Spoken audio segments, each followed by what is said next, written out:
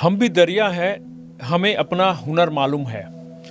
जिस तरफ भी चल पड़ेंगे रास्ता हो जाएगा। तो आज फिर हम पॉडकास्ट के इस सीरीज में आपसे जुड़ रहे हैं। मैं संजय और आप देख रहे हैं हमारा ये पॉडकास्ट का सेशन, जिसके अंदर हम आपको हर बार अलग अलग कहानियाँ दिखाते हैं, अलग अलग लोगों की जुबानी से उनकी कहानियाँ सुनाते हैं, जिसमें सफलता और विफलता दोनों ही समाहित होती है। और यही एक सफलता विफलता का जो मिश्रण होता है, उसी से कहीं ना कहीं आपके सामने, आपके समक्ष कुछ ऐसी बातें निकल कर आती है जिससे आपको भी प्रेरणा मिल सकती है। तो इसी सिलसिले में आज हमारे साथ जो शख्स जुड़े हैं, वह भी मीडिया जगत में लगभग 15 वर्षों तक अपनी सेवाएं दे चुके हैं, मीडिया से जुड़े हुए हैं। उनका नाम लेने से पहले मैं उन्हें उनका परिचय देना चाहूँगा, आपके सामने उनको लाना चाहूँगा कैमरे के समक्ष। देवायन विश्वास हमारे साथ हैं। देवायन नमस्कार। नमस्ते। देवायन 40 वर्ष के हैं, उम्र 40 वर्ष की है और लगभग इन्होंने जब मीडिया में काम किया था, शुरुआत की थी, तो उस समय 800 रुपये की सैलरी में पहली इनकी जो सैलरी थी उससे इन्होंने शुरुआत की थी। और आज इनका जो टर्नओवर है वह 3 करोड़ के आसपास है, अप्रोक्सीमेट 3 करोड़। शुरुआत उस बिजनेस की इन्होंने 1 लाख रुपए से की थी, जो इनसे मेरी बातचीत हुई। और इनसे मैं पुराना परिचय भी है मेरा, क्योंकि जब ये देवायन विश्वास जब मीडिया में काम शुरू किया था, इन्होंने जब कार्य कर रहे थे, उस समय मैं भी मीडिया में ही था और हम लोग एक साथ ही लगभग बड़े हैं, एक दूसरे को देखा है हमने आगे बढ़ते हुए। तो इस शख्स के बारे में जो बताना चाह रहा हूँ, मोमोज ऑन व्हील का आपने नाम सुना होगा। इसके को फाउंडर हैं, जो कि 2015 में शुरू हुई थी। और सबसे मज़ेदार बात है, इन्होंने जो नया एक सोच को इन्होंने लाया इस उद्योग जगत में, वह थी वर्ल्ड का पहला इंस्टेंट मोमोज जो ब्रांड है, इन्होंने लाया है। इंस्टेंट मोमो के बारे में बता दूं कि मोमो का प्रचलन बहुत ज़्यादा इस हाल फिलहाल में हुआ है। और पिछले, अगर मैं एक दशक से ज़्यादा की बात करूं, तो उस समय मोमो काफ़ी प्रचलन में आए थे हर जगह। और लोगों को लगता था मोमो सिर्फ हिमालय या पहाड़ी क्षेत्रों की ही एक फूड है, फास्ट फूड है। बाहर उसको उपलब्ध कराने में जो इसका देवायन का जो योगदान रहा है, उसके बारे में हम चर्चा करेंगे।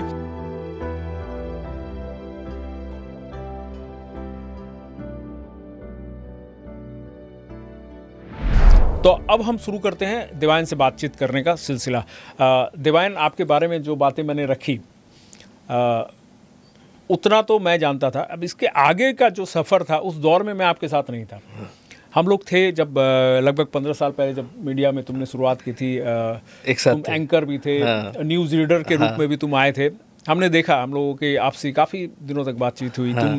तुमने भी काफ़ी पापड़ बेले हैं, अगर कहूँ तो मीडिया हेल्थ सेक्टर। हाँ, सबसे अच्छा चीज़ ये, मैं शायद हम दोनों का ही कैरेक्टर का अच्छा चीज़ बोल सकते हैं कि 15-20 साल हो गए, अभी भी हम लोग जुड़े हुए हैं। एटलीस्ट हम लोग जानते हैं कि कौन यहाँ पे क्या कर रहे हैं। हाँ, तो ये बड़ा बात है, नहीं तो लोग छूट जाते हैं, क्योंकि सफ़र इतना लंबा हो जाता है कि लोग छूट जाते हैं। हमने मुझे लगता है कि देवायन और मुझ में एक सिमिलरिटी है, वो है हमने अपना जो ये जो जगह है, कर्म भूमि है या जन्मभूमि है, इसको नहीं छोड़े। इस वजह से आज हम जो सफल है, यहीं पर हम अपनी सफलता को एंजॉय कर पा रहे हैं। देवायन, आपकी जो जर्नी रही, 15-20 साल की जो जर्नी रही, अभी 40 साल की उम्र में आप, मैं कहूँ तो आप कहीं ना कहीं एक तरह से सक्सेस आपको मिल चुका है। नहीं, सक्सेस मिल चुका है तो नहीं बोलूँगा, क्योंकि मेरा एज में या मेरे से बहुत कम एज में भी लोग यूनिकॉर्न बना चुका है। तो हम लोग जब बिजनेस करेंगे सोचे थे, तो जब कोई शुरू करते तो कोई बड़ा सोच के शुरू करते। तो हम लोग भी बहुत बड़ा सोचे थे, पर वो बड़ा हम लोग अभी तक अचीव नहीं कर पाए। यूनिकॉर्न तो छोड़िए, उसका आजू बाजू में भी हम लोग नहीं है अभी भी। इसके पीछे बहुत कारण है। एक जियोग्राफिकल लोकेशन डेफिनेटली एक बहुत बड़ा कारण है। हम लोग अभी तक इस जगह में, ऐसा जगह में है जहाँ पे इकोनॉमिकल ग्रोथ उतना ज़्यादा, या मैं मुंबई से या कोलकाता से मैं अगर कंपेयर कर लूँ, शायद हम लोगों का बिजनेस टर्नओवर बहुत ज़्यादा हो सकता है, या क्योंकि ये पूरा एरिया, हम लोग का पूरा नॉर्थ ईस्ट, ये एक ट्रेडिंग हब है। ये मैन्युफैक्चरिंग का हब तो कभी था नहीं। तो हम लोग ये मैन्युफैक्चरिंग में हर एक चीज़ के लिए हम लोगों को बहुत ज़्यादा स्ट्रगल करना पड़ता है। हम लोगों को छोटा छोटा मशीन, छोटा छोटा कोई मशीन बिगड़ भी गया तो उसको ठीक करने के लिए भी कोलकाता से या बाहर का बहुत लॉजिस्टिक इशू बहुत ज़्यादा रहता है। तो इसके लिए बहुत सारा प्रॉब्लम्स है। बट मैन्युफैक्चरिंग तो आज नहीं तो कल इंडिया मैन्युफैक्चरिंग हब बनने वाला है, ठीक है। और हम लोग चाइना से भी बड़ा मैन्युफैक्चरिंग हब बनाएंगे, ये प्लानिंग में पूरा देश आगे बढ़ रहा है। और एक देश में आज का डेट में एक मोटिवेशन भी है कि हम लोग मैन्युफैक्चरिंग हब बनेंगे इंडिया कभी ना कभी। और मैन्युफैक्चरिंग हब बनेंगे तो हम लोगों का डेफिनेटली पूरा इंडिया का इकोनॉमिकल ग्रोथ अभी जो है उससे बहुत ज़्यादा बढ़ जाएगा। अभी जितना का हम लोगों का इकोनॉमी है उससे एटलीस्ट मेरा जैसा एक छोटा सा आदमी का हिसाब से एटलीस्ट 3 गुना तो हम लोगों का इकोनॉमी बढ़ जाएगा। देवान, मैं इन बातों में अभी नहीं जाना चाहता हूँ मैं, क्योंकि ये बातें बड़ी बातें हैं। आपकी जो बातें हैं जिन्होंने आपको बड़ा बनाया है, मैं उस बात पर आना चाहता हूँ। मैं ये जानना चाहता हूँ कि ये जॉब सैलरीड, माने आप जो काम करते थे, आप तो जॉब ही करते थे। जहाँ भी आपने किया, आप हेल्थ सेक्टर में किया, मीडिया में किया, 15-20 साल का जो जर्नी रहा, आपने जॉब किया। फिर जॉब से अचानक ये जो टर्नआउट था आपका, ये जो नया जो रूप आया कि आप एक बिजनेसमैन बन गए, तो ये कैसे आपको सूझा? मतलब अचानक कैसे आया ये कि आपको बिजनेस करना है? ये अचानक नहीं आया एक्चुअली। ये बिजनेस जिन्होंने स्टार्ट किया था उन्होंने लकीली वो मेरा वाइफ ही है जिन्होंने ये बिज़नेस पहले स्टार्ट किया था। अच्छा। तो अभी तो मैं मार्केटिंग देखता हूँ ये बिज़नेस के लिए, तो सब मेरा ही फेस जानते हैं। पर बिज़नेस उन्होंने स्टार्ट किया था और बिज़नेस जब एक जगह में पहुँच गया था तो उन्होंने मेरे को प्रेशराइज किया कि अभी हम लोगों को ये एक्सपेंड हो रहा है तो हम लोगों को कोई चाहिए इसका सेल्स देखने के लिए। तो एज बिकॉज मैं सेल्स में ही मतलब एक बहुत सारा टाइम मेरे को बीता, ब्रांड प्रमोशन, एग्जैक्ट सेल्स तो नहीं but brand promotion, communication, brand communication में, तो उन्होंने मेरे को रिक्रूट किया। तो मैं अभी भी उनका ही काम कर रहा हूँ। अच्छा, मतलब मार्केटिंग का जो मेन जो काम है उसको आप देख रहे हैं? जी पूरी कंपनी का? जी जी। को फाउंडर के रूप में आप हैं। जी। और आपकी जो धर्मपत्नी है वो तो बोला जाता है कि घर का लक्ष्मी है, तो लक्ष्मी वो पकड़ के रखी है अभी भी। हाँ, तो फिनांस वो देखते हैं सबसे पहले। और फिनांस, R&D और प्रोडक्ट डिजाइनिंग वो करते हैं। नहीं तो ये आप क्या मतलब ये शादी के बाद शुरू हुआ या ये मोमो ऑन व्हील्स का जो काम था ये पहले स्टार्ट हो गया था? नहीं, ये शादी के बाद हुआ। हम लोगों का शादी 2012 में हुआ था, तो ये 2014-15 फाइनेंशियल ईयर में स्टार्ट हुआ था।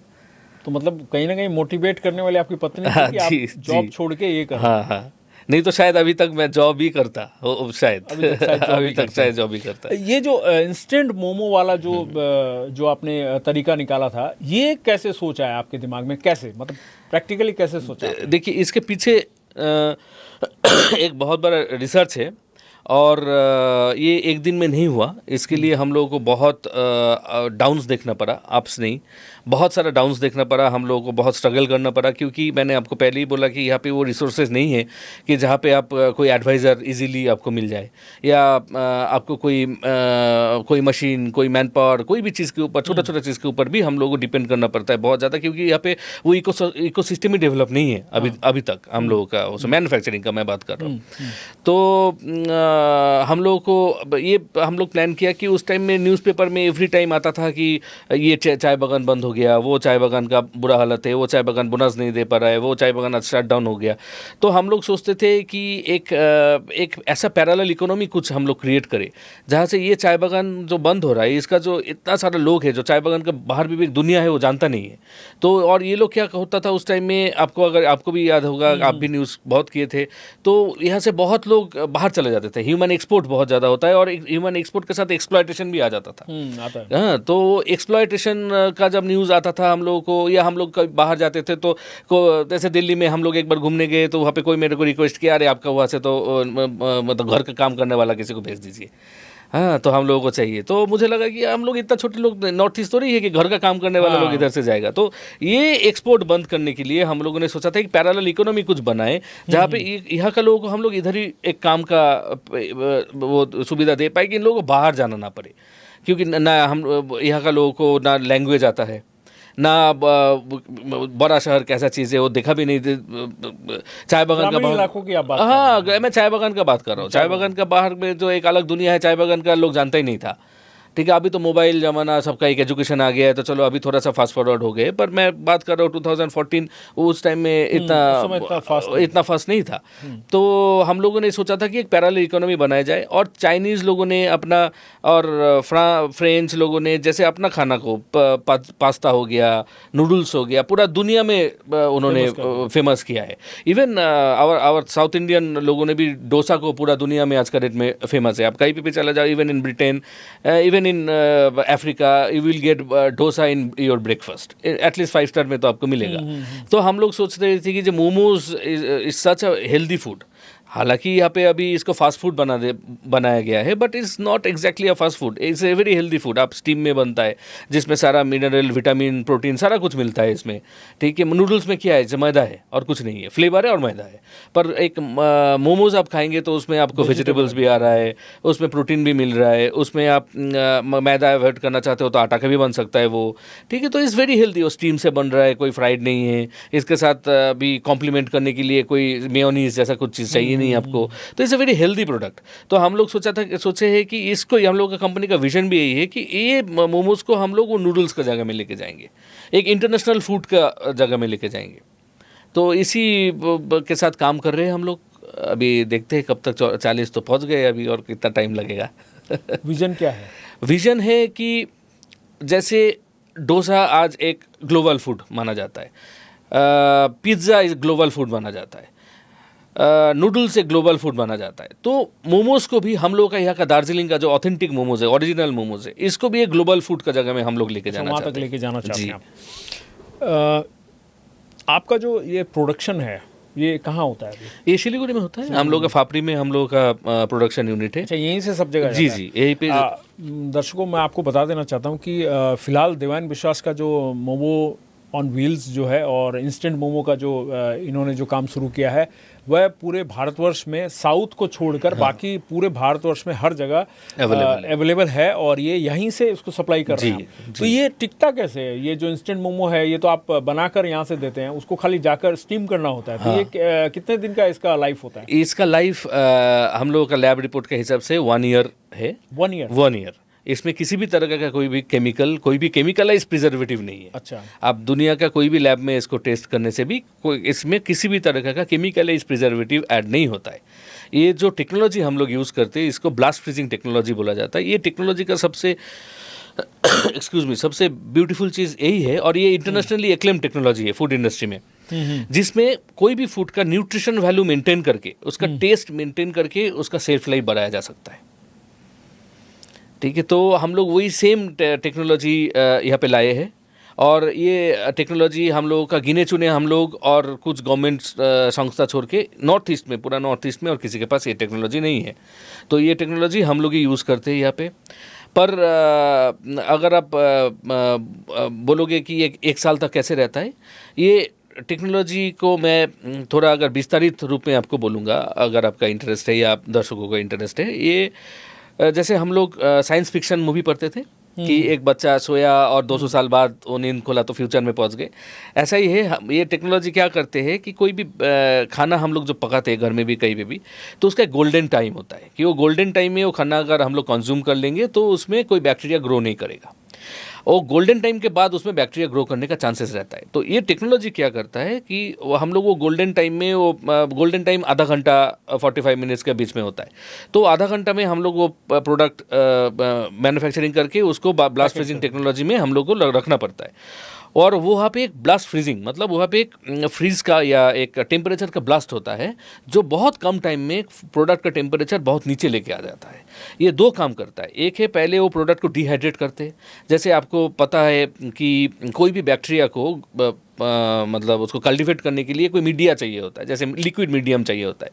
जैसे जब कोविड फैला था तो बोलता था कि मत छींकिए क्योंकि उससे फैलता है, ट्रांसमिट होता है। तो हम लोगों को भी कोई भी बैक्टीरिया को ग्रो करने के लिए कोई भी लिक्विड मीडियम का ज़रूरत होता है, जैसे पसीना हो गया, ठीक है, थूक हो गया, ऐसे करके। तो अगर डिहाइड्रेट किया जाए, मतलब उससे पानी निकाल दिया जाए, तो उससे नया बैक्टीरिया डेवलप नहीं होता है। और नया साइंस, मॉडर्न साइंस बोला जाता है, कोई भी चीज़ का टेम्परेचर अगर -40 या उससे भी नीचे लाया जा सकता है तो उसमें जितना भी बैक्टीरिया है ऑल क्लीन हो जाता है। तो एक तो हो गया कि आपको डिहाइड्रेट कर दिया तो नया बैक्टीरिया उसमें ग्रो नहीं किया। सेकंड है उसको टेम्परेचर ऐसा जगह में ला दिया जहाँ पे कोई बैक्टीरिया जिंदा ही नहीं रह सकता है।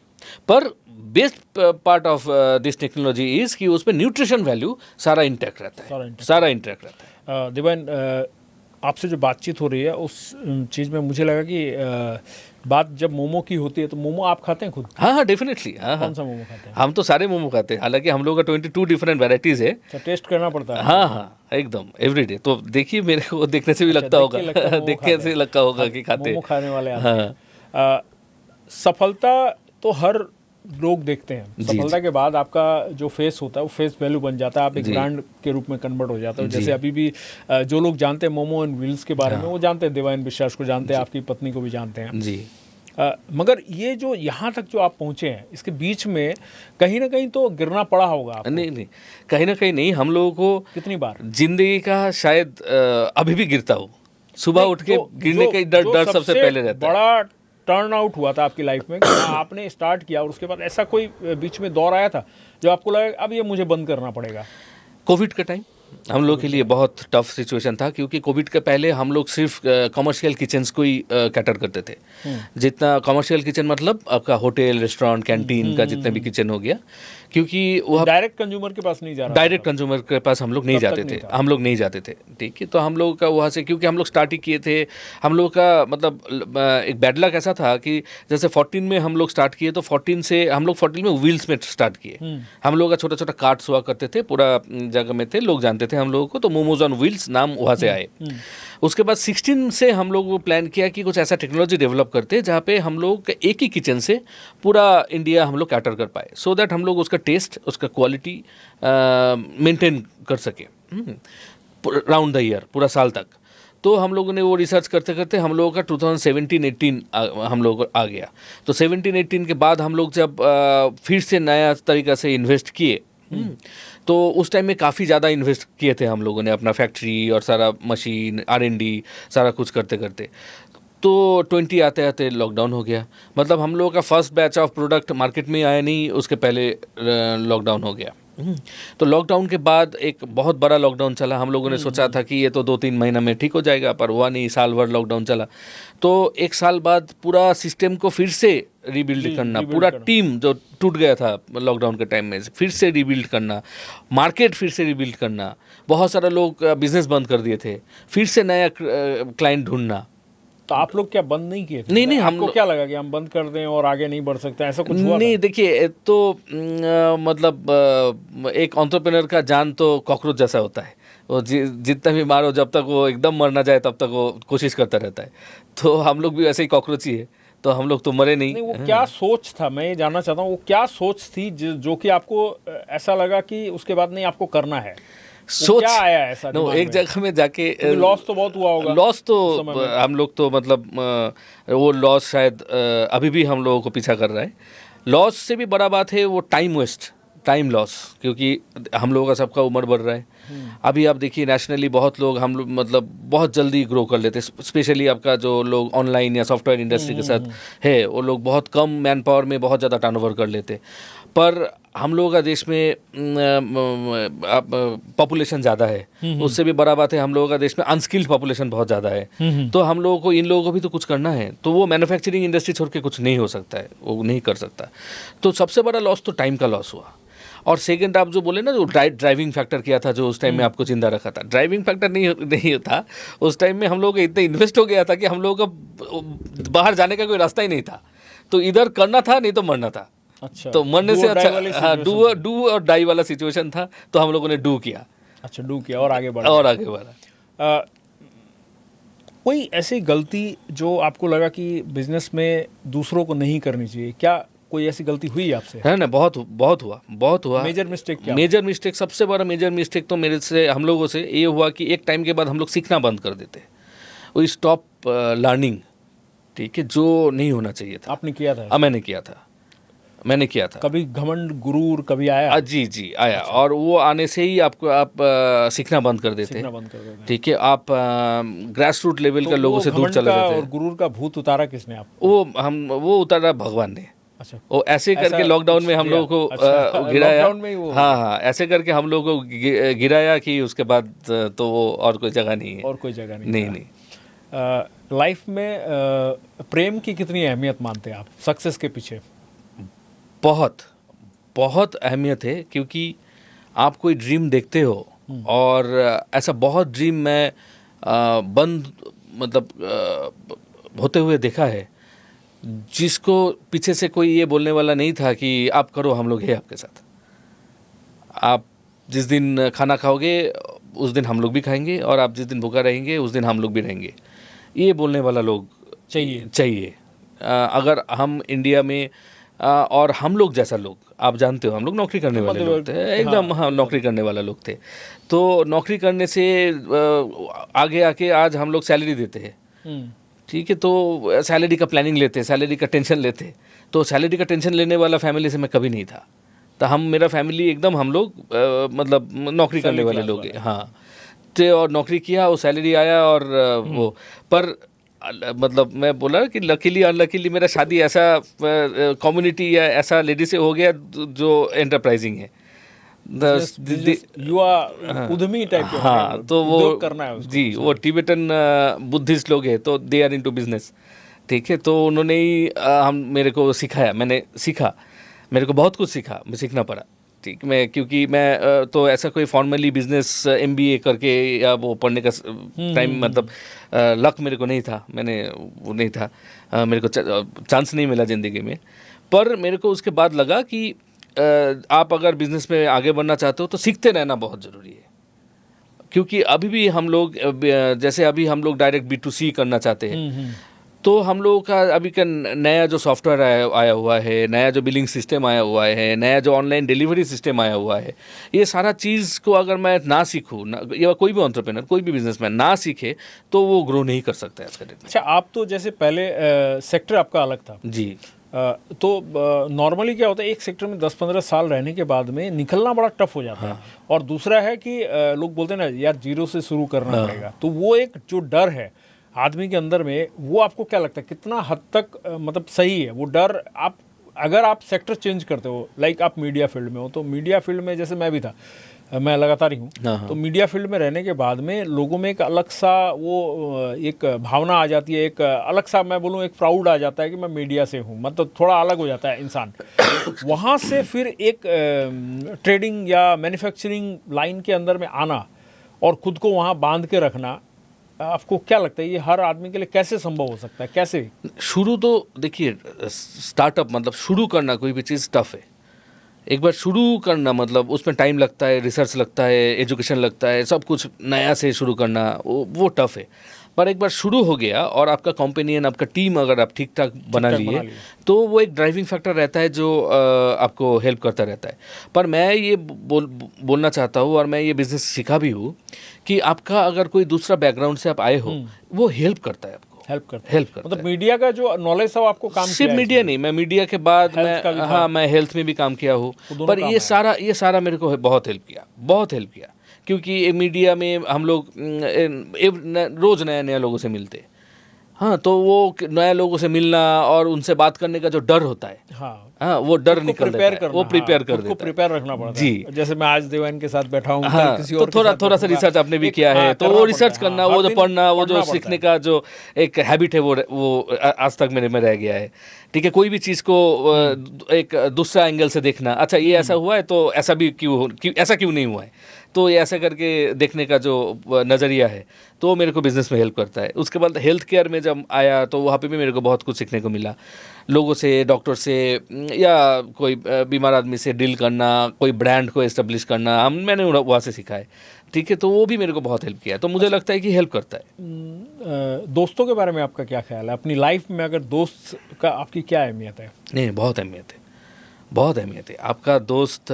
सबसे पहले तो मुझे लगता है कि आपका घर में, मतलब जब आप काम ख़त्म करके घर में आते हो, तो घर का जो लोग है वो सबसे पहला दोस्त है आपका, जो वो रात आप निश्चिंत होकर सो पाओ, क्योंकि दूसरा दिन सुबह उठ के फिर से आपके फाइट है, आपका फिर से आपको दौड़ना पड़ेगा, फिर से आपको एक नया दिन, एक नया चैलेंजेस के साथ शुरू करना है।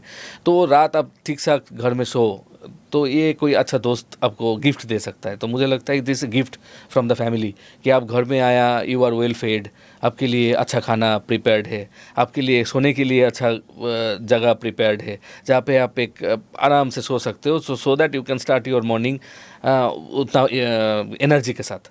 तो ये जो एनर्जी है, तो पॉजिटिव एनर्जी है, दोस्त छोड़ के कोई नहीं दे सकता। 40 साल की उम्र में आप हैं अभी, और लगातार मैं बार बार इसलिए बोल रहा हूँ क्योंकि ये एक जर्नी को मैं दर्शाने की कोशिश कर रहा हूँ, जिसमें 15 साल आपका जॉब में गया, उसके बाद का जो टाइम है वो आपने बिजनेस में दिया। कई सारे रिलेशन बने होंगे, कई सारे माने बिजनेस में भी रिलेशन बने होंगे, फैमिली लाइफ में भी रिलेशन है, बहुत सारे रिश्ते होते हैं। कोई ऐसा समय आया जब आपको रिश्तों की अहमियत का अंदाज़ा लगा और ये भी पता चला कि हाँ, आपका ये जो रिश्तेदार है, चाहे वो दोस्त हो चाहे वो हो, वो हकीकत में जो कहता था वो हकीकत में नहीं है, मतलब धोखा मिला आपको। जो आपने सोचा था कि आपको एक्सपेक्टेशन है और आपका जो दिन जब खराब आए या आपकी जब आपको आवश्यकता थी वो आपके साथ खड़ा नहीं हुआ, ऐसा कोई दौर आपको रिमाइंड है जो याद है आपको? देखिए, ऐसा जिससे आपको हकीकत पता चले कि हाँ, लाइफ ये होता है। ऐसा तो मुझे लगता है कि हर एक इंसान का ज़िंदगी में ही ऐसा टाइम आता होगा। तो ये तो हम लोग के मतलब जो लोग बिजनेस करते हैं या कोई नया चीज़ लेके, क्योंकि आज से 2014 से पहले शायद किसी को इंस्टेंट मोमोज पता भी नहीं था और कोई सोचा भी नहीं था, या मोमो ऐसा पैकेट में भी आ सकता है, सोचा नहीं था। और वो 1 साल तक आपका घर में भी रहेगा, और ये सोचा भी नहीं था। और मोमो को हम लोग दार्जिलिंग से तो चाय जाता था, लोग घूमने आते थे, हम लोग को जंगल देखने आते थे। तो यहाँ से आप कोई भी चीज़ बाहर भेज रहे हो, ये भी यहाँ पे चाय पत्ती का पैकेट जाता था और छोड़ के हाँ, चाय पत्ती का पैकेट जाता था। और मतलब सॉरी फॉर माय लैंग्वेज, अगर कोई मैं किसी को हार्ट नहीं करना चाहता हूँ, और बहादुर जाते थे। अब हिंदी मूवी में भी देखो 90s का, वो अभी बहादुर आपको मिलेगा और अभी भी मिलेगा, ठीक है। पर यहाँ से कुछ ऐसा प्रोडक्ट जो ग्लोबली एक अप्रोच लेके, चाय के बाद कुछ नहीं निकला। आपका शायद टूरिज़्म होगा, वो भी आज है, पर चाय और टूरिज़्म को छोड़ के और कुछ ऐसा इकोनॉमिकल तो था नहीं। तो वहाँ पे हम लोग एक कुछ नया विजन लेके कुछ चीज़ नया मार्केट में दिया, तो कठिनाई तो आएगी। कुछ नया चीज़ आप मार्केट में या कोई नया चीज़ अगर आप किसी को दुनिया में लाना चाहते हो तो कठिनाई तो आएगी। तो कठिनाई जब आता है तब उसके साथ साथ बहुत अच्छा चीज़ आता है, उसके साथ साथ बहुत बुरा चीज़ आता है। 2 पहलू होता है।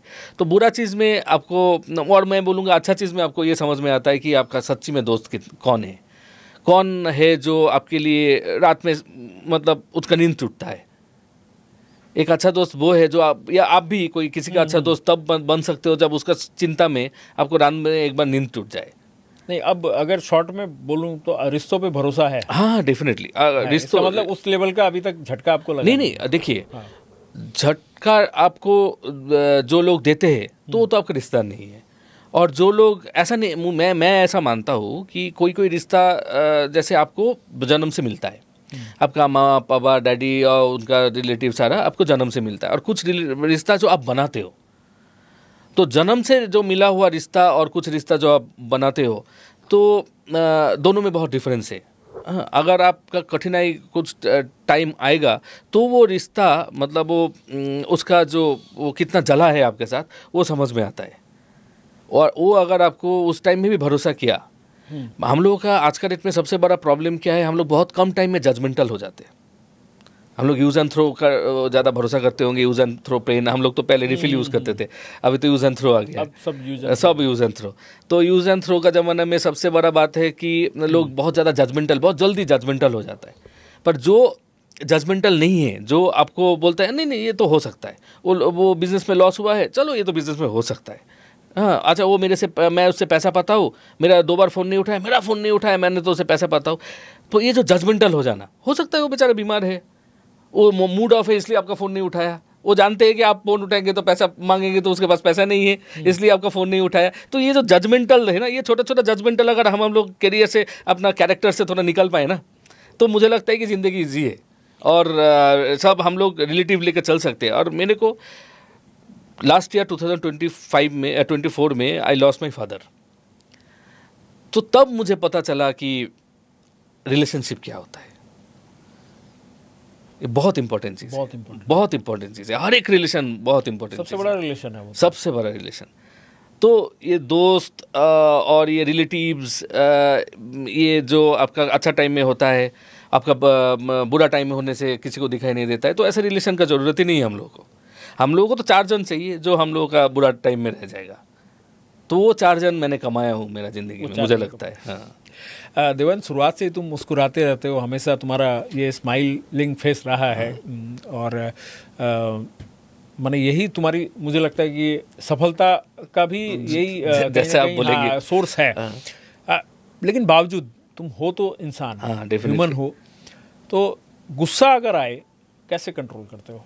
अगर बहुत ज़्यादा कोई इरिटेट हो गया, किसी चीज़ में ऐसे फंस गए कि तुमको बहुत ज़्यादा, तो कैसे अपने आप को वहाँ से शांत करके निकलते हो? नहीं, मैं रो देता हूँ।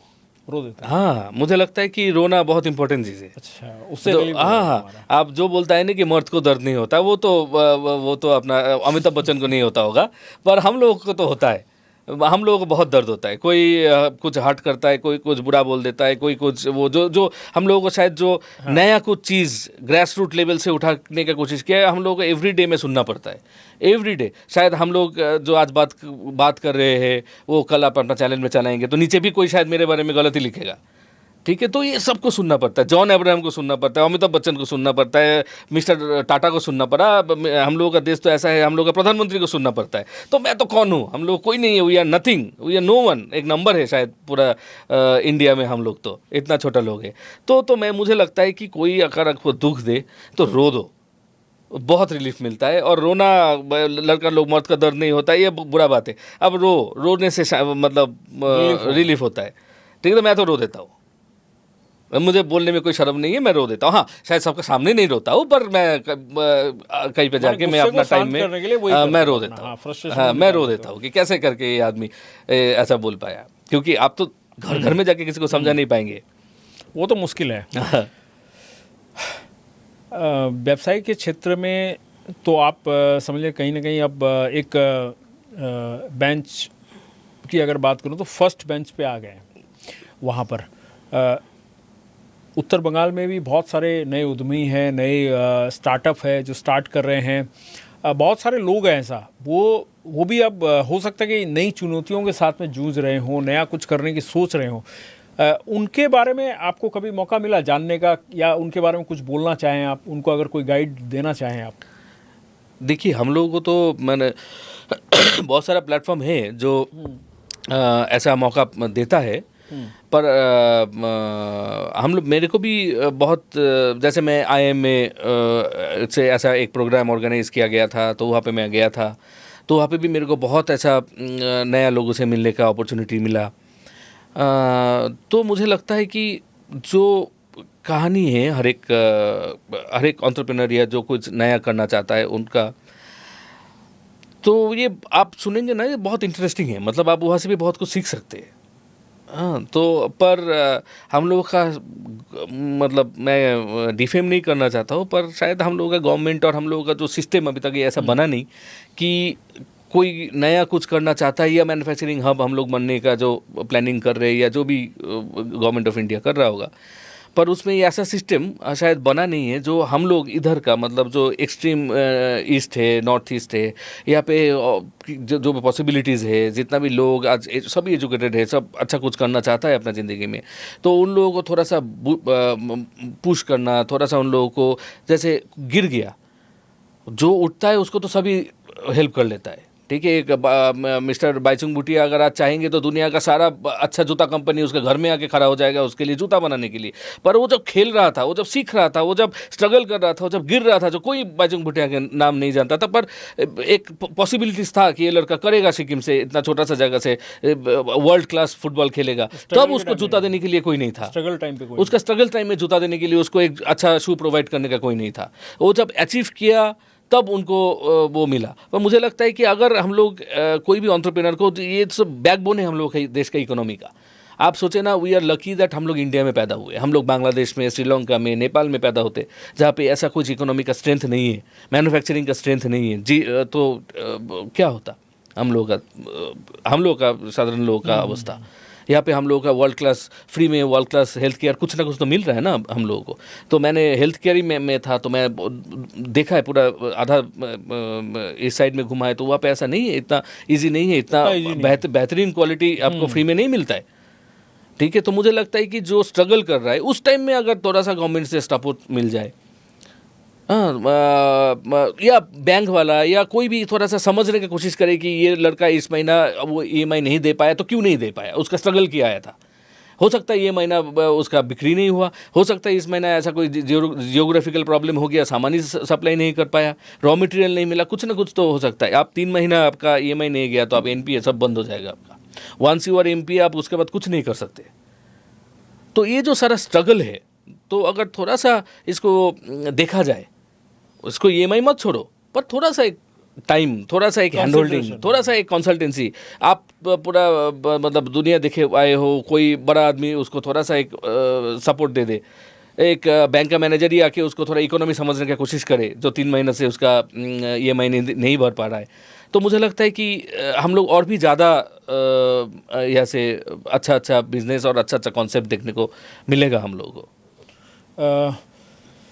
पर्सनल लाइफ में अभी और क्या आपका थॉट है, मतलब लाइक बिजनेस के अलावा अब जो खाली टाइम रहता है आपके पास, मान लीजिए, उसमें क्या करते हैं आप?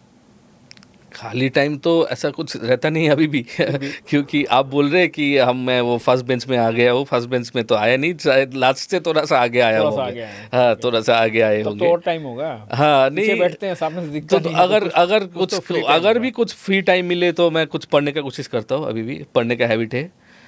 तो कुछ पढ़ने का, कुछ लिखने का कोशिश करता हूँ, तो ये हैबिट अभी भी है। हालांकि वो लिखना अभी शौक क्या है वैसे बेसिकली, अगर मैं जानना चाहूँ शौक क्या है आपके, मैंने क्या चीज़ है? मुझे ना, अगर शौक आप बोलेंगे तो मुझे ना लोगों से मिलना, उनको समझना, उनका कहानी, हर एक लोगों का पीछे कुछ कहानी होता है, तो वो कहानी मुझे सुनने का और उसको एक्सप्लोर करने का बहुत शौक है। ठीक है, मुझे लोगों से मिलना, नया लोगों से मिलना, मुझे नया जगह जाना, नया जगह का नया ट्राइब है, उन लोगों का खाना, उन लोगों का वेशभूषा, उन लोगों का सोच, वो क्या सोचते हैं सोसाइटी को लेके, ये जो है मुझे बहुत इंस्पायर करता है। और ऐसे अगर मैं बात करूं, अगर मूवीज़ वगैरह देखना पसंद है? नहीं, मूवीज़ का क्या होता है कि हाँ देखते हैं, पर वो अभी तो नेटफ्लिक्स में ही देखते हैं, क्योंकि हाँ, तो आप दो घंटा एक नहीं दे पाए तो आधा घंटा देख के पॉज कर सकते हैं। ज़्यादा कौन अच्छा लगता है अगर मैं एक्ट्रेस की बात करूं तो? अभी तो फिलहाल में अगर कोई मूवी रिलीज़ होता है तो ऐसा तो खास नहीं बोल सकता हूँ, बट कोई अच्छा मूवी होता है तो मैं देखता हूँ, मैं देखने की कोशिश करूँगा। जिसको आप फॉलो करते हो, जिस एक्टर को, लाइक आजकल तो बहुत सारे ऐसे वेब सीरीज भी आए हैं जिसको देखकर तो आदमी को लगता है कि भाई हम शेयर मार्केट में घुस जाएं, ऐसा करें। ऐसा कोई जो मोटिवेट करता हो आपको कि हाँ, ये इस बंदे को देखना मुझे अच्छा लगता है, इस एक्टर को देखना मुझे अच्छा लगता है? ऐसा तो फिलहाल कोई नहीं है, पर मैं फुल्ली बॉलीवुड था, अभी भी हूँ, शायद टाइम मिले तो मैं फुल्ली बॉलीवुड हूँ। तो मुझे गोविंदा बहुत पसंद है। अच्छा। मुझे लगता है कि वो एकदम बॉलीवुड को, 90s के एकदम, हाँ, बॉलीवुड को रिप्रेजेंट करता है, आप खुश होकर जाओगे। अच्छा, माने उनमें सब कुछ है? हाँ, उनमें सब कुछ है। तो कभी उनका एक्टिंग वगैरह भी आप करते थे क्या? नहीं करते थे, पर मैं देखना मुझे बहुत पसंद था उनको। दिवान, अब हम लगभग अपने शो के आखिर दौर में पहुंच चुके हैं, तो भविष्य में क्या योजना है और आपको क्या लगता है कितना पोटेंशियल है यहाँ रहकर बिजनेस करने का? आप जो बिजनेस कर रहे हैं मोमोज़ का, मोमो जो हमारे इधर के पहाड़ी क्षेत्रों के ही जो फूड है, उसकी हम बात कर रहे हैं, और उसको आपने बिजनेस बना दिया। हम लोग तो मोमो खाते थे, तो अभी मैं देख रहा हूँ कि आप उसी से आप करोड़ों का टर्नओवर कर रहे हो। अब क्या आपका मैंने सोचा, कैसी मार्केटिंग स्ट्रेटजी है और क्या आप मैंने करने जा रहे हो अभी आने वाले समय में? आने वाला टाइम में देखिए, हम तो मोमोज को, मैं आपको जो बोला कि हम लोगों का जो फिलोसफी है कि एक ग्लोबल प्रोडक्ट बनाना है। ठीक है, तो वो ग्लोबल प्रोडक्ट बनाने के लिए इसके साथ और भी जैसे फ्रोज़न में एक लॉजिस्टिक का बहुत बड़ा चैलेंजेस रहता है कि आपको एक टेम्परेचर मेंटेन करके आपको एक जगह से दूसरा जगह उसको लेके जाना है। हम लोगों का देश में अभी भी कोल्ड स्टोरेज का उतना ज़्यादा फैसिलिटीज़ नहीं है, हर एक जगह में नहीं है। जैसे आप नॉर्थ ईस्ट में चला जाओ तो सिर्फ गुवाहाटी छोड़ के बाद बाकी जगह में नहीं है।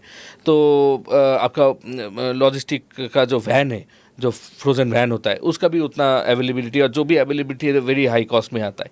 तो इसका कॉस्ट को थोड़ा सा और कम करके कैसे करके हम लोग एक ग्लोबल क्वालिटी का प्रोडक्ट पूरा दुनिया में पहुंचाए, तो इसके ऊपर हम लोग काम कर रहे हैं। हम लोग कुछ नया टेक्नोलॉजीज़ के ऊपर काम कर रहे हैं, जिसमें ड्राई टेक्नोलॉजी आ रहा है, जिसमें आपको फ्रोज़न का फ्रीज ड्राइंग टेक्नोलॉजी बोल के एक है, जिसमें आपका फ्रोज़न से ड्राई किया जाता है, जिसमें भी उसका न्यूट्रिशन वैल्यू को किसी हद तक ठीक रखा जा सकता है। तो ऐसा टेक्नोलॉजीज़ के ऊपर हम लोग और भी ज़्यादा काम कर रहे हैं। और सबसे बड़ा काम तो अभी हम लोग कर रहे हैं कि मतलब हम लोगों का प्रोडक्ट कैसे, जैसे अभी हम लोग कमर्शियल किचन्स में अवेलेबल है। गॉड ग्रेस अभी कमर्शियल किचन का 40% मार्केट शेयर हम लोग के पास है पूरा नॉर्थ ईस्ट जोन का। तो अभी हम लोग कोशिश कर रहे हैं कि हाउस होल्ड में भी हम लोग कैसे करके, अच्छा, हाउस होल्ड में भी हम लोग घुसेंगे डायरेक्ट। मतलब कोई किसी को मोमो खाना है या कुछ भी खाना है, मोमोज के लिए हम लोग फेमस है, बट हम लोग का भी बहुत रेंज ऑफ प्रोडक्ट है। तो कोई भी चाहिए या एक कोलकाता में, दिल्ली में बैठा हुआ एक आदमी एक ऑथेंटिक दार्जिलिंग मोमो खाना है उनको, तो वो मेरा पैकेट लेके अपना घर में आराम से एंजॉय कर सकता है, या वही सेम दार्जिलिंग का टेस्ट उनको मिल सकता है। वही व्यवस्था आप कर रहे हैं, वही उसके ऊपर हम लोग अभी काम अभी कर रहे हैं। वर्कआउट कर रहे हैं उसके ऊपर में जी, कि घर घर में कैसे करके हम लोग इसको लेके जाए। अच्छा, तो साथ ही और एक चीज़ है, जैसा मेरे दिमाग में आया, अभी ये लास्ट में पूछ रहा हूँ, पूछने का सवाल था बीच में ही, कि मोमो तो जैसे स्ट्रीट फूड की कैटेगरी में आते हैं और बहुत माने जल्दी मिलने वाले मोमोज कैटेगरी में आते हैं। तो इसको आपने जब इसमें कन्वर्ट किया, बड़े व्यवसाय में कन्वर्ट किया, जब उद्योग में कन्वर्ट किया, तो चैलेंज तो बहुत आए होंगे मुझे लगता है। क्योंकि लोग तो इसको माने पैकेट के अंदर खाना तो जी एकदम पैकेट, सिर्फ पैकेट नहीं, लोग तो ऐसा भी बोला कि ये तो सड़ा हुआ चीज़ है, सड़ा हुआ चीज़, ये मैं जानना चाहता था, ये तो सड़ा हुआ चीज़ है। तो मतलब देखिए ये चैलेंजेस अभी भी है, अभी भी ये चैलेंजेस है। इसका सबसे बड़ा चैलेंज ऐसा है कि अभी बहुत सारा मतलब लोग ऐसा भी कर रहे हैं, जैसे एक फ्रोज़न, कोई भी चीज़ फ्रोज़न होता है तो उसमें एक टेक्नोलॉजी यूज़ होता है, पर अगर कोई भी चीज़ को आप डीप फ्रीज में रख दोगे और उसको ऐसे फ्रोज़न बोल के मार्केट में बेचोगे, तो वो और फ्रोज़न एक नहीं हुआ। दोनों का टेक्नोलॉजी अलग है, दोनों का फ्रीजिंग करने का स्टाइल अलग है, दोनों का उसका इलेक्ट्रॉनिक्स का साइंस ही अलग है। पर अभी भी हम लोगों का ये चैलेंजेस है, जैसे लोग बोलते हैं कि ये तो फ्रेश अच्छा है, पर फ्रेश वो कहाँ पे बना रहा है, सुबह बना रहा है, आप खा रहे हो शाम को, उस बनाना और खाने का बीच में 5 घंटा 6 घंटा का गैप है, तो वो गैप में वो टेम्परेचर भी मेंटेन नहीं कर रहा है, क्योंकि उसका घर में फ्रीज भी नहीं है। तो कैसे करके वो रख रहा है उसको, कैसे करके वो आपके पास लेके जा रहा है, वो ट्रांसपोर्टेशन का मीडियम क्या है, वो ट्रांसपोर्ट का टाइम में भी वो कैसे करके लेके जा रहा है। तो आप वो सुबह बनाया खा रहे हो शाम को, तो आप बोल रहे हो वो तो फ्रेश है, कैसे हो सकता है? ये तो थोड़ा सा जो एजुकेटेड लोग हैं उनको भी सोचना पड़ेगा, क्योंकि मुझे लगता है कि जैसे मटर, ये मटर अभी घर घर में हम लोग लेते, विंटर का टाइम में तो दार्जिलिंग का मटर आता है तो उसका क्वालिटी अलग है, और बाद बाकी टाइम में हिमाचल से आता है। तो हिमाचल से एक मटर यहाँ पे आने में 10 दिन का टाइम लगता है, ठीक है, ट्रक में आता है, 10 दिन का टाइम लगता है। तो वहाँ पे क्या किया जाता है, वो मटर पकने के पहले ही उसको उठाया जाता है, उसमें कुछ केमिकल उसको स्प्रे करके उसको ट्रांसपोर्ट किया जाता है, सो दैट ये ट्रांसपोर्टेड का टाइम में वो पक ना जाए। और उसके बाद हम लोगों का इधर में जब आता है तो हम लोग वो मटर खाते हैं और हम लोग बोलते हैं फ्रेश। हम लोग तो केमिकल खा रहे। इससे अच्छा कि अगर वो उठा के पका हुआ ही मटर उठा के उसको फ्रोजन कर दिया जाए और पैकेट में हम लोग इधर में उसको ले, तो ना कोई केमिकल उसमें आया, एकदम मतलब बुश में पका हुआ मटर हम लोग खाया, उसका क्वालिटी अलग है, उसका न्यूट्रिशन वैल्यू अलग होगा। तो ये जो छोटा छोटा चीज़ है, तो मुझे लगता है जो कोई भी चीज़ खाना, food is a huge industry, मतलब एक साइंस है, और इसको थोड़ा सा सोच के ही खाना चाहिए। जैसे पहले हम लोगों का मतलब सीनियर लोग बोलते थे कि इस टाइम में ये चीज़ मत खाओ, उसके पीछे एक साइंस है, उसके पीछे एक साइंस है कि आप जो सीजन में जो आया है वही खाओ, उसके बाद वो मत खाओ, ताकि वो उसमें न्यूट्रिशन वैल्यू भी मिले आपको, और आपको गाछ का जो एकदम प्योर सामान मिले, आपको प्योर फूड मिले आपको। पर आज हम लोग के पास वी आर लकी दैट हम लोग के पास वो साइंस है कि हम लोग हिमाचल का मटर सिलीगुड़ी में बैठ के खा सकते हैं। पर हम लोगों को ये सोचना है कि वो मटर आया कैसे, वो मटर कैसे करके कल्टीवेट किया गया, वो मटर कैसे करके ट्रांसपोर्ट हुआ, और हम लोग इधर में उसको फ्रेश बोल के खा रहे। इवन पनीर, आप स्टडी काफी कर रहे हो इसके पीछे। जी मुझे तो मार्केटिंग कर रहे हो, तो अभी तो स्टडी का बहुत बड़ा योगदान है। फूड तो देखिए हम लोग का, मैं 106 किलो का हो गया हो, ये तो हवा से नहीं हुआ, फूड से ही हुआ। तो फूड मेरे को, मेरा ज़िंदगी का एक बहुत बड़ा इंपॉर्टेंट चीज़ है, मुझे खाना खाना पसंद है।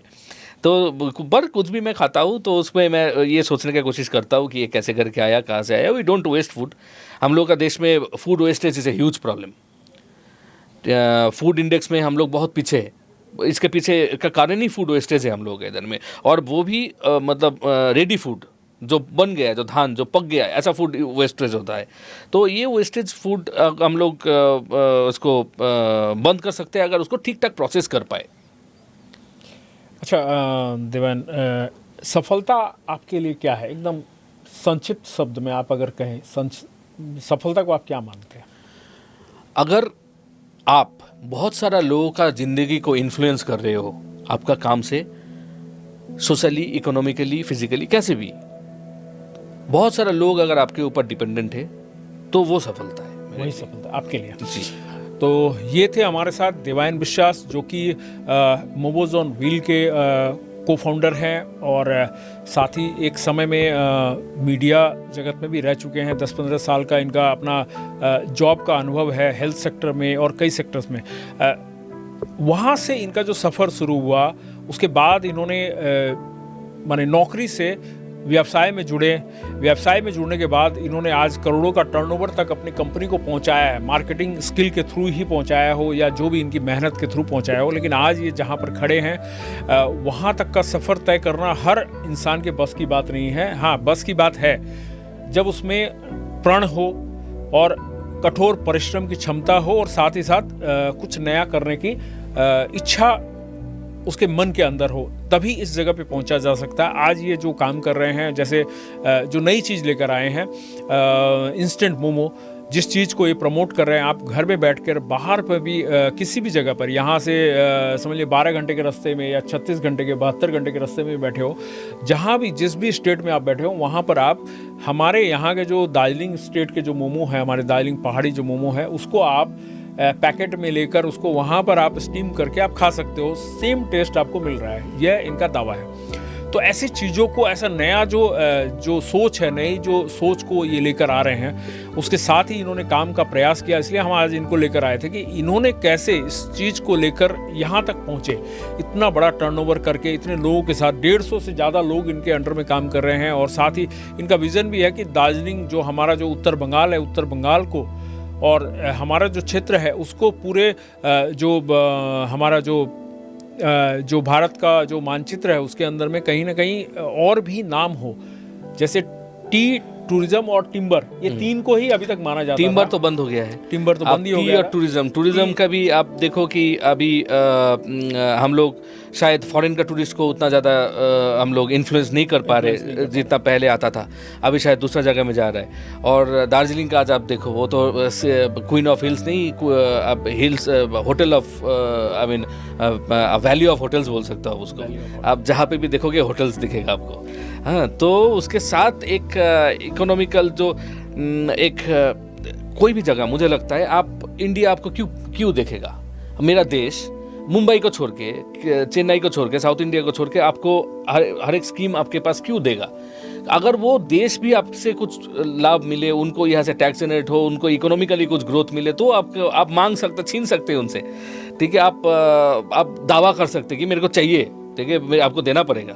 तो मुझे लगता है कि अगर हम लोग यहाँ पे थोड़ा सा ट्रेडिंग के साथ मैन्युफैक्चरिंग में भी थोड़ा सा प्लानिंग करें, और बहुत लोग हैं जो कर सकते हैं ये चीज़, अगर थोड़ा सा प्लानिंग करें या एक साथ हम लोग जुड़ के कुछ प्लानिंग करें, तो हम लोग एक इकोनॉमिकली वायबल और इकोनॉमिकली बहुत स्ट्रॉन्ग जगह में पहुँच सकते हैं। हम लोग के पास वो कैपेसिटी है, हम लोग का इकोनॉमिकली एंड जियोग्राफिकली वो कैपेसिटी है हम लोग के पास।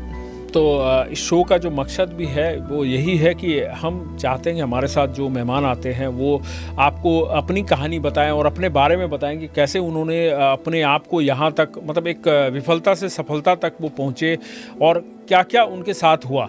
ये कहानियाँ वो अपने उनकी जुबानी हम आपको सुनाना चाहते हैं, क्योंकि आजकल मैं फिर कहता हूं कि आजकल लोगों के पास में सुनने का वक्त नहीं है, कहने का ज़्यादा वक्त है, ज़्यादा बोलना पसंद करते हैं। तो यह शो इसलिए बनाया गया है कि आप कम से कम इस शो को सुने, इस शो में आए हुए जो मेहमान हैं उनको सुने, ताकि उनकी कहानियों से आपको भी जीवन में कहीं ना कहीं अगर कहीं अटक रहे हैं आप, तो आपको प्रेरणा मिल सकती है। बहुत सारे हमारे पॉडकास्ट के एपिसोड आप देखेंगे, उसमें अलग अलग कहानियाँ, अलग अलग सेक्टर के लोग हैं, उनको देखकर आपको अपने आप से कहीं ना कहीं प्रेरणा मिलेगी कि हाँ, हमको रुकना नहीं है, हमको आगे बढ़ना है।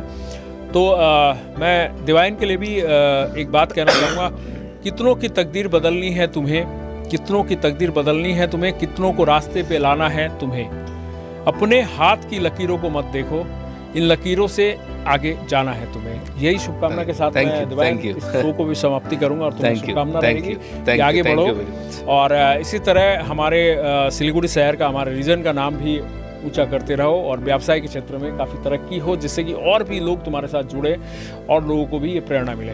तो इसी तरह आप भी हमारे पॉडकास्ट को और इसके अलावा भी हमारे जो भी अन्य कार्यक्रम हैं उनको देखते रहिए। तब तक के लिए हमें दीजिए आज्ञा, और हमारा जो टैगलाइन है वही मैं कहूँगा, हर समय खबर समय। धन्यवाद।